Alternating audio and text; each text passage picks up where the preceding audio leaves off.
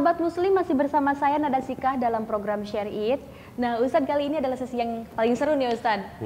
Ini ada para kru di sini yang mau bertanya katanya, dan ini pertanyaannya sudah disiapkan di fishbowl ini Ustadz. Ya. Oke. Siapa duluan nih? Dari tadi Ustadz terus karena ada ya. Oke, kita bacakan dulu pertanyaannya. Ustadz, saya punya anak laki-laki yang sangat jarang sholat di masjid. Dia lebih menyukai sholat di rumah aja dengan alasan lebih khusyuk. Apakah saya harus bersikap keras kepada anak saya? Jangan, ya. Mendidik anak itu jangan kekerasan. Mendidik anak jangan kata-kata yang kasar. Tapi mendidik anak untuk anak zaman now adalah dengan contoh. Makanya dalam Quran Nabi mencontohkan langsung, laqad kana lakum fi rasulillahi uswatun hasanah. Bagaimana kita menjadi cermin yang baik untuk putra-putri kita. Hai bapak, jangan cuma nyuruh anak buat ke masjid sementara kita alergi ke masjid. Juga para ibundanya, tolong ya, jangan cuma pengen punya anak istiqomah berjamaah ke masjid, hadir ke kajian di masjid sementara kitanya pun masih alergi ke masjid. Sekarang di mana-mana masjid dekat juga dengan rumah kita kok. Saya yakin ya, jarang yang rumahnya sampai berpuluh-puluh kilo buat ke masjid. Karena masjid sudah Masya Allah. Oleh karenanya kepada para ayahanda, yuk anaknya udah rajin sholat, bagus, udah punya modal tuh, tanggung jawabnya udah tumbuh. Kitanya, nah besok subuhan bareng ayah ya, kita ke masjid. Masya Allah. Jadi ngajaknya bukan, nah kamu ke masjid, ntar kitanya nggak ke masjid, dibalikin. Nah ayo kita sama-sama. Gitu. Tuh, seperti itu ya sahabat muslim. Silahkan Ustadz sekarang. Ustadz ya. Bismillah. Agak panjang nih. Ustadz, anak saya mulai menyukai jualan dengan untung yang belum seberapa. Namun saya menyarankan untuk mengeluarkan sedekah jariah agar penghasilannya bertambah. Bagaimana cara saya menerangkan konsep sedekah kepadanya? Nah, gampang ya. Nak, ayahmu bekerja di sini. Nah ini nak lihat di kamar ibu ada 2 kotak nak. Kotak pertama ini untuk dan lain-lain. Kotak yang satu untuk infak. Jadi nak, walaupun ayah kamu dapat salary tiap bulan itu halal, tapi belum tentu barokah. Untuk biar barokah dinikmati sama ibu, dinikmati oleh kamu nak, kamu bisa sekolah, kamu bisa beli ini, kamu bisa beli itu dari hasil kerja dan kesungguhan ayah kamu. Tapi lebih berkah, nah dimasukin nak. Ajaran agama menyuruh nak 2,5%. Tolong nak, hasil jualan kamu, yuk tiru kayak ibu. Ini buat dan lain-lain, buat apa bu fungsinya? Apa mungkin nanti saudara kamu ada kebutuhan, kamu bisa bantu dari sini. Jadi kamu ikhlas. Yang kedua infak, buat nanti diserahkan ke pesantren kah, bantu masjid kah. Nah ini praktek yang mesti dicontohkan. Dan ingat untuk urusan konsep sedekah nggak usah banyak-banyak, minimal 2,5%. Masya Allah, luar biasa sekali. Ya, gimana? Ayo lanjut. Sudah Ustaz? Oke. Ayo. Kita lanjut ke pertanyaan selanjutnya ya. Oke.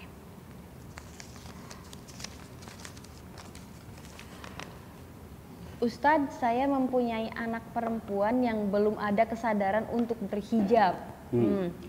Bolehkah saya memaksanya dengan pendekatan apa yang bisa mengajaknya untuk menutup aurat, Ustadz? Ya, silakan dibuka firman Allah surat ke-24 juz ke-18 ayat ke-31. Baik, Ustadz. Ya. Surah An-Nur ya. Tolong dibacakan. An-Nur ayat 31. A'udzu billahi minasyaitonir rajim. Bismillahirrahmanirrahim. Wa kullil mu'minati yaghdudna min absarihinna wa yahfazna furujahunna wa la yubdina zinatahunna illa ma dhahara minha wal yadhribna bi khumurihinna ala juyubihin. Ya, segitu ya. Jadi ini perihal hijab. Makanya ini diawali dengan perintah kata kerja, ya, fi'il amr. Bukan hanya buat laki-laki, ini buat yang perempuan-perempuan. Wakul, dan katakan ya Muhammad lil mu'minat, kepada perempuan-perempuan yang beriman, yaghdudna min absarihinna wa yahfatna furujahunna, supaya mereka memejamkan pandangan matanya dan menjaga kehormatannya dan tidak mengobrol auratnya kecuali pada bagian-bagian yang sudah pada umumnya. Aurat, kehormatan di sini adalah yang normal untuk perempuan, seluruh tubuhnya kecuali wajah dan telapak tangan. Dan wa yafatna furujahunna wal yadribna bi khumurihinna ala juyubihinna, dan menjulurkan kerudungnya sampai melewati dadanya. Ini nas Qur'annya sudah jelas sekali. Nah, oleh karenanya kepada ibu yang pengen di mana timbul kesadaran anak-anak perawannya, anak-anak gadisnya, apalagi sudah akil balik untuk berhijab, praktekkan ayat ini kepada ibu terlebih dahulu. Di saat pendekatan sudah ibu praktekkan, maka nyuruhnya enak. Mang mau nak kamu menjadi punya maksiat jariah. Kamu buka aurat kamu, nak kamu foto, kamu posting di Instagram, kamu posting di Facebook. Ternyata nanti ibu udah nggak ada, kamu pun mungkin telah nggak ada. Tapi mohon maaf, foto kamu tetap tersimpan, bisa dilihat oleh orang sedunia. Lantas yang melihat timbul birahi, nafsu, dia berbuat maksiat, maka akan menjadi maksiat jariah nak buat kamu.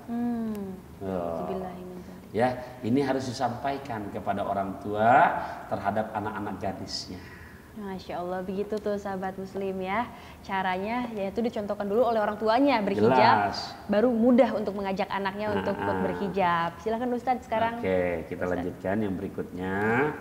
Ya, Bismillahirrahmanirrahim. Ustadz, pertanyaan saya di luar tema.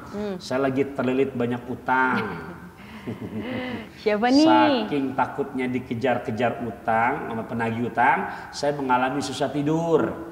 Sekalinya bisa tidur malah ngigo terus. Kenapa ya Ustadz? Rasa takut saya bisa melebihi rasa takut saya pada Allah.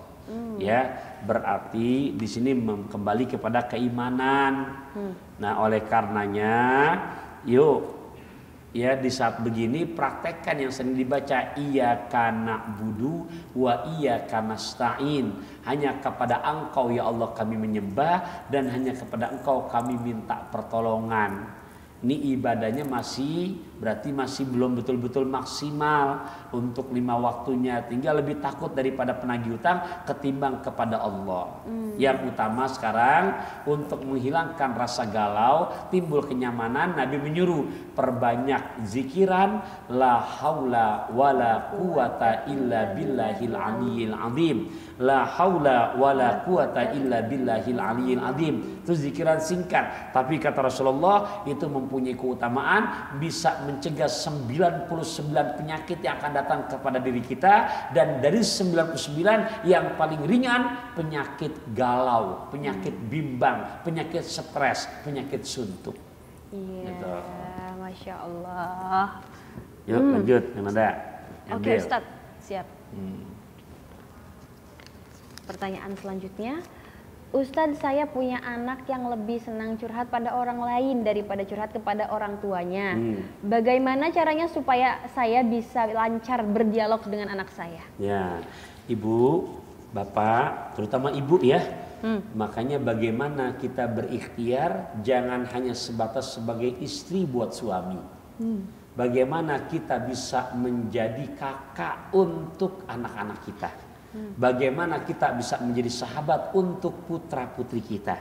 Jadi di saat masa remaja, mereka lagi proses pencarian jati diri, masalah-masalah yang mereka hadapi, curhatnya nggak ke temennya, betul-betul terbuka kepada ibundanya. Caranya, ya kita di saat ada keluhan pertama dari anak kita, jangan langsung mengangkat, nggak boleh nak. Jangan langsung cut, jangan. Coba dengarkan dulu. Nah, kita ikuti alur daripada anak kita. Nah, baru berikan masukan-masukan yang sifatnya mencairkan. Ini kadang-kadang kita juga ego.